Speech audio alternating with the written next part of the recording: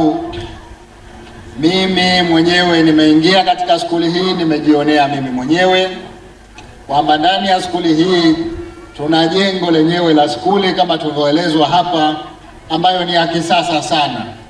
Ndani ya skuli hiyo kuna maabara za sayansi 3 ya biology, ya physics na ya chemistry, lakini vile vile tuna vyumba vya kompyuta, lakini tuna maktaba. Ukiwa na zana kama hizi katika skuli, bila shaka vijana wetu watafanya vizuri zaidi.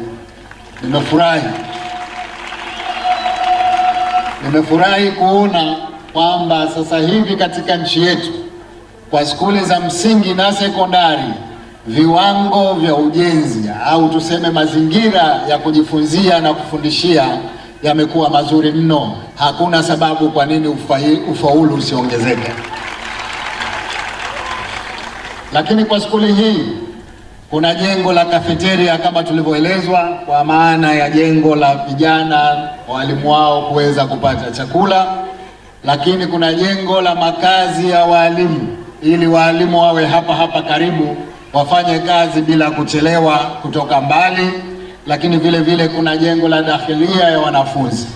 Mara nyingi wanafunzi wanapata changamoto ya kukaa nje ya skuli, jambo ambalo linawafanya wasiweze kufanya vizuri katika masomo.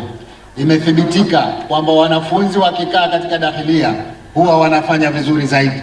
Kwa hivyo hatuna shaka katika skuli hii vijana wetu watapata mazingira mazuri ya kujifunzia, ya kuishi, ili waweze kufanya vizuri zaidi katika mitihani ya taifa. Kwa hivyo leo nimeridhika sana kwamba sasa nchi yetu inakwenda katika ujenzi wa skuli za sekondari za aina hii. Tunaondokana na zile skuli za kawaida za mabanda. Sasa hivi itakuwa skuli za kisasa zenye dakhilia, zenye nyumba za walimu, zenye kafeteria. Alimradi mambo ni mazuri sana. Hongereni sana Wizara ya Elimu kwa ubunifu huu.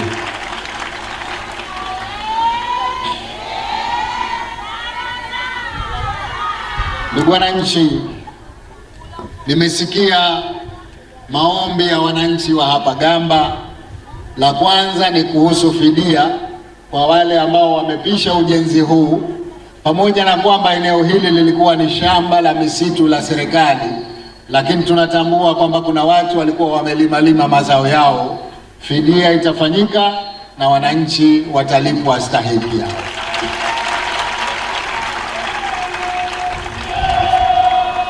Lakini la pili, nimesikia wazee wa hapa wameomba kwamba na wao basi kama alivyofanya mzee Karume tuwajengee nyumba za maendeleo. Ombi tumelipokea. Nataka nikuahidini serikali italifanyia kazi ombi hilo ili tulete nyumba za maendeleo.